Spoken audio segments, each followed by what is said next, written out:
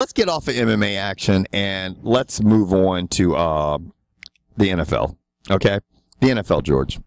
And the first thing we got to start out the show with was the Dallas Cowboys. George is having a problem with S's today. I'm having a problem with D because it's the Dallas Cowboys because those motherfuckers definitely don't have no D. None. Hello? Yeah. No D.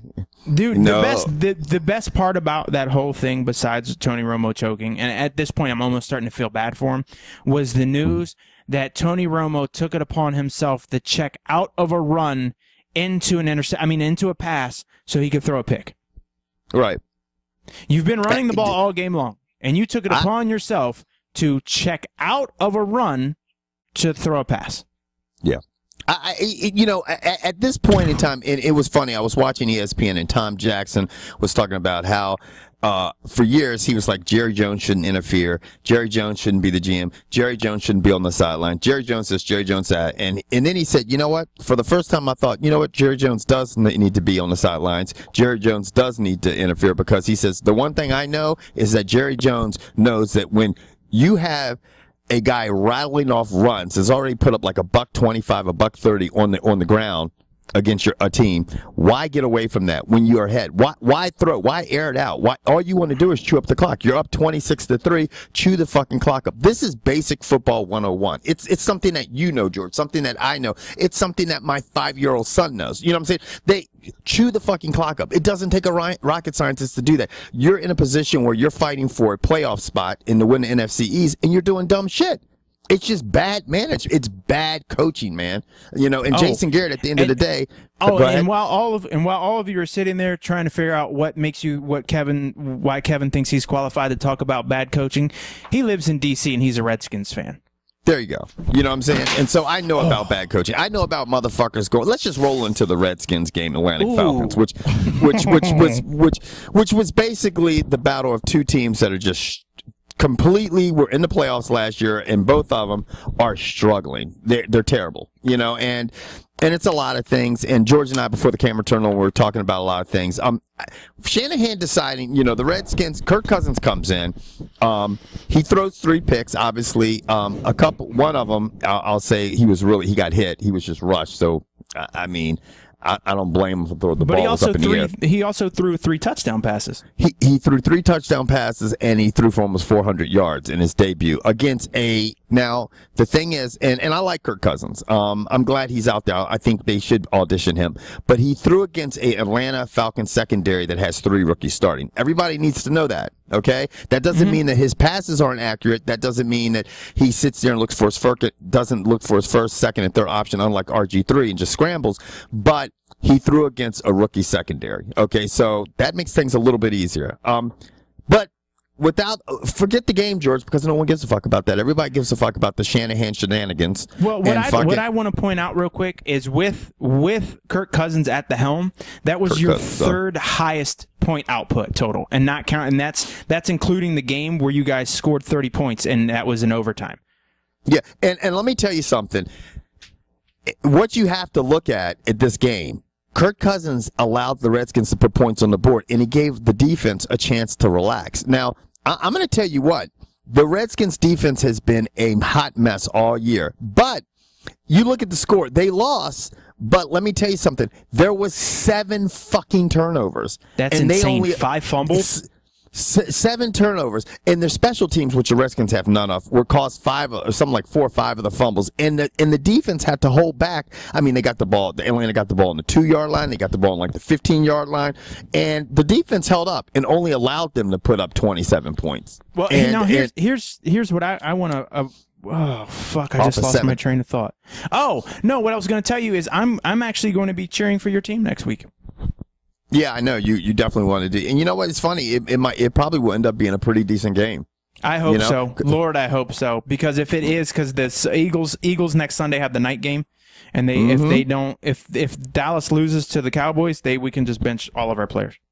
Yeah, it's going to just be. But let's talk some more things. Let's talk about Baltimore and Detroit last night. Okay, well, that was interesting. Hold on, real quick. Okay. The Eagles lost to a team that no one expected them to lose to. They were starting the third string running back. The Eagles blew it. I get it. What I do want to talk about real quick, and I want your opinion on this. Chip Kelly is in contract to make $6.5 million a season. Okay. The University of Texas is talking or wants to talk to Chip Kelly. Now, if you take Chip Kelly, they're going to have some self-imposed sanctions because of the way Chip Kelly left Oregon and they had sanctions. But from everything I understand, it's not going to be anything too serious. It'd be like 1 or 2 visits lost, maybe a scholarship. How much money, if Texas comes and knocks on Mr. Kelly's door, do you think they would have to put on the table per season to get Chip Kelly to leave Philadelphia? Because I know what my number would be. Mine is. I'm saying just a little over Phillies. I'm saying probably 7.5. What are you saying? 10? Yeah. If I was Chip Kelly, I would throw out a number which would be a ridiculous amount because let's face it, coaching in college and coaching in the NFL aren't even comparable. Chip Kelly is 50 years old. He's had one. He's had this season in the NFL. I think he's proven to everybody that his system works even at the NFL level. Right. In all seriousness, he's not going to win a Super Bowl with this team. He's probably not going to win a Super Bowl in the next 5 to 10 years. I don't see it.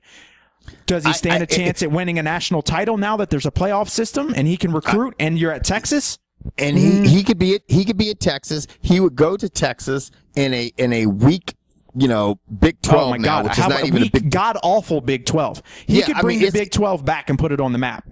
Yeah, he could bring it back. He could be like the Ohio State of the Big 12. He really could. And he could go in there, recruit out the ass, especially seeing what he did at the NFL level for that one season. He would get everybody. He'd get all those boys from Texas. He'd get a lot of people from Arizona, Florida.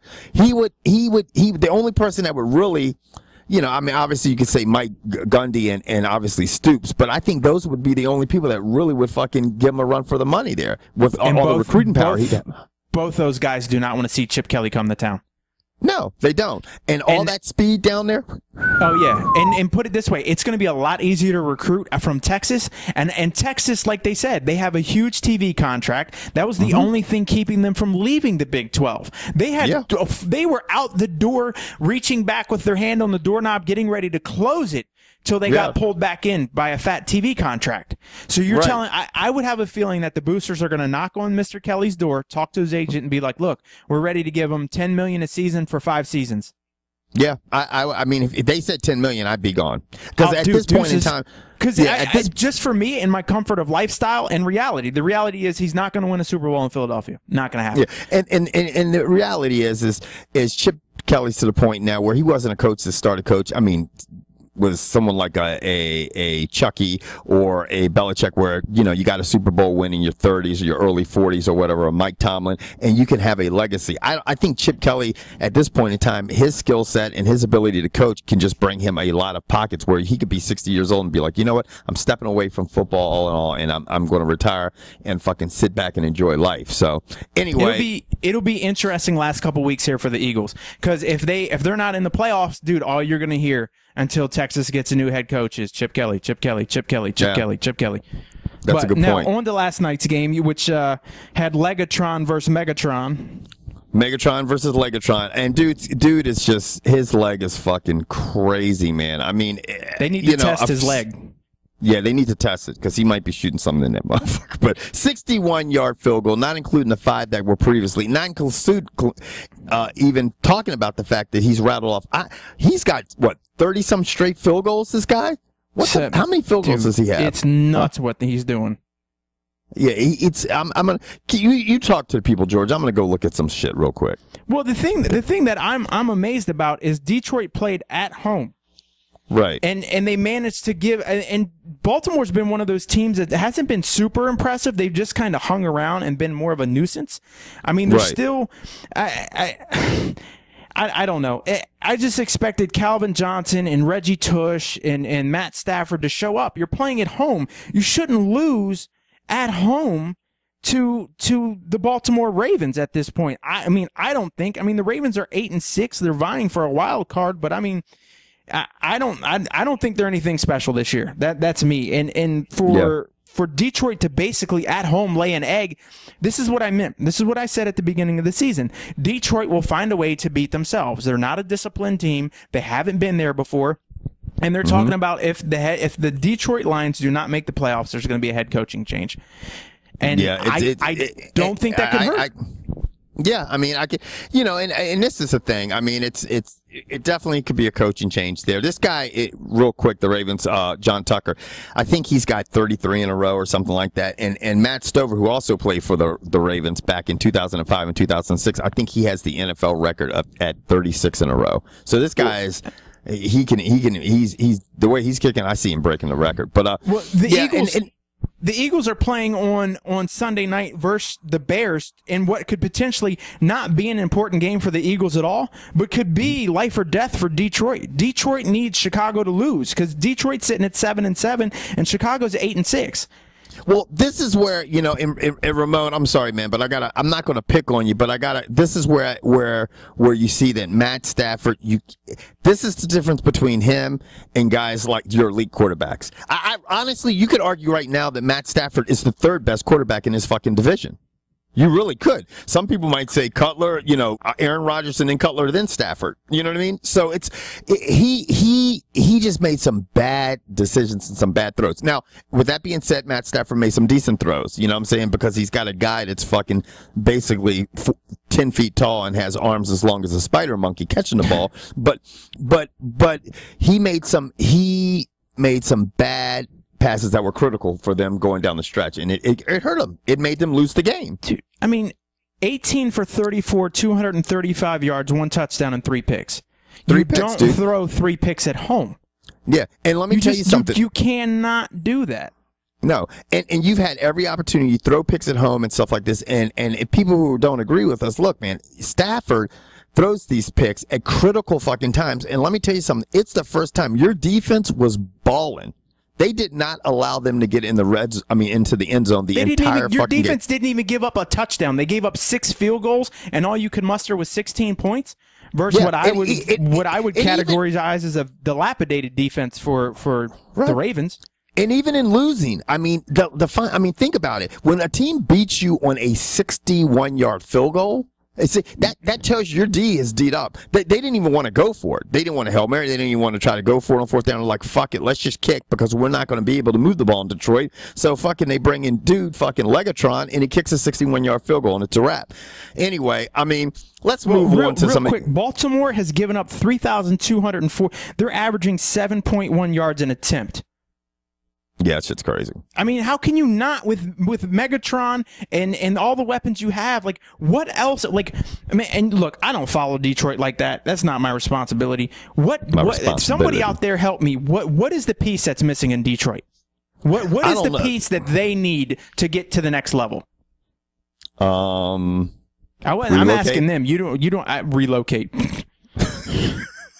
Wow. Eminem starting at quarterback. I mean, the only thing I can think of is a shutdown corner. Kid Rock. That's it. Kid Rock, son. Kid Rock playing tailback and fucking Eminem starting at quarterback. I was thinking in the draft they need a shutdown corner, or they need to bring in a free agent shutdown corner.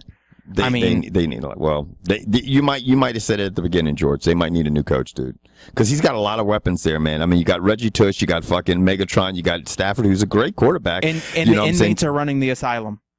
Yeah, well, okay, let's move on. Okay, Seattle Seahawks, they look unbeatable. They really do. Week in and week out, dude, they're the most consistent team in the NFL this year, and consistency is the key. The thing that I find is that the Arizona Cardinals are technically still alive in a fucking crazy division. Arizona, and you can argue in the NFC right now that the Seahawks, the 49ers, and the Arizona Cardinals are the 3 best teams. I think a lot of people wouldn't argue that. You could throw Carolina in there, but look at the Saints. They're struggling lately. Look at the NFC East. They're a fucking hot mess. Who else is out there good? I mean, if you think about it, you could argue that the fucking NFC West has the 3 best teams in the NFC. And I don't think a lot of people... And they got one team in the NFC West where if you don't show up, they will hang a 40 spot on you and embarrass you. And the Rams have done that twice this season. Yeah. And the Rams. I mean, NFC West is the best division in football right now, without a bar none. I mean, every team in that division is tough. But Seattle looks unbeatable. The 49ers are starting to look a lot better. The Arizona Cardinals are hanging on for the life. But I think if they do get into the playoffs, they're a team you got to get worried about, man. You know, if they come in as a 6th seed, here's a stat for you: the Rams have the most wins of any last place team. Yeah, there's not another last place team in the NFL with 6 wins. Yeah. Wow. Yeah. And look, I mean, and they have to play 6 games. 6 games are against either the 49ers, the Seahawks, or the fucking Cardinals. Right. 6 of their games are against those teams. So, I mean, they're playing the best teams in their division. Anyway, who do you have coming out of the NFC North?